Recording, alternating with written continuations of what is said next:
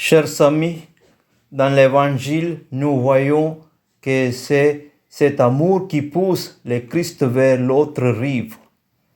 Pour comprendre cette décision, nous devons comprendre qu'il ne s'agit pas seulement de l'autre côté du lac.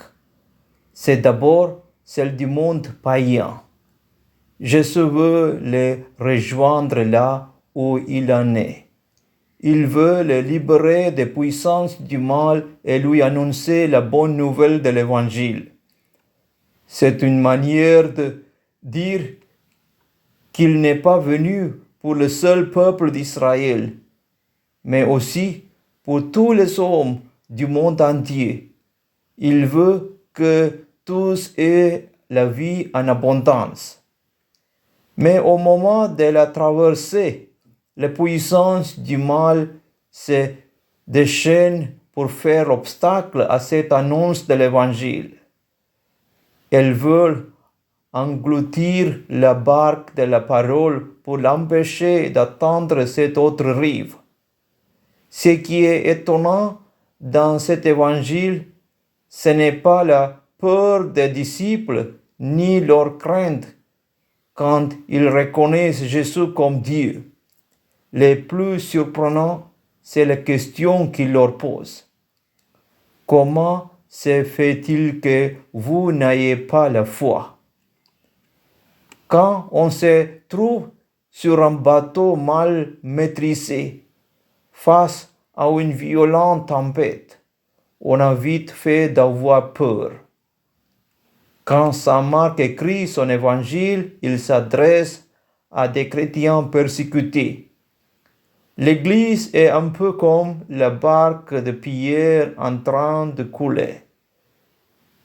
Ils ont l'impression que Jésus dort. Alors, ils l'appellent au secours.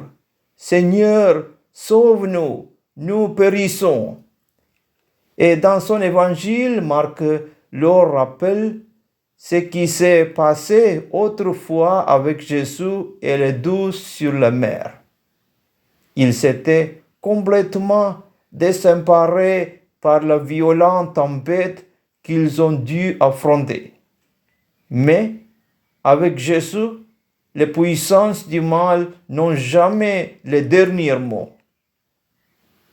Si nous voulons être fidèles au Christ, nous sommes appelés à sortir de notre petit confort et à le suivre vers l'autre rive. De nombreux prêtres religieux, religieuses et laïcs ont quitté leur famille, leurs amis pour aller vers l'inconnu. Ils ont traversé l'océan pour annoncer Jésus à des peuples qui ne les connaissent pas. Cet évangile est une bonne nouvelle pour notre Église et notre monde affronté aux tempêtes de la vie. C'est surtout un appel à la foi. Le Seigneur marche à nos côtés. Il est sur la barque de Pierre. Depuis le matin de Pâques, nous sommes passés sur l'autre rive, celle de la récréation du monde.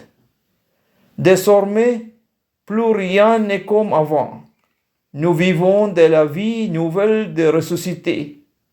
Cette vie doit être remplie de solidarité, de partage, de justice. Désormais, nous pouvons vivre comme le Christ, non pour être servis, mais pour servir. Nous pouvons affronter le même combat que lui pour maîtriser toutes les tempêtes de l'homme, celle du mal et de la haine sous toutes ses formes. Avec lui, nous sommes assurés de la victoire. Le Seigneur est toujours là au cœur de nos vies. Son Eucharistie nous le rappelle, quelles que soient les tempêtes et même s'il semble dormir, il veille sur nous comme sur son bien le plus précieux. Il est proche de nous, à nous. Il est notre lumière et notre salut. Rien ne saurait nous séparer de son amour. Gloire au Père et au Fils et au Saint-Esprit, comme il était au commencement, maintenant et toujours, pour les siècles des siècles. Amen.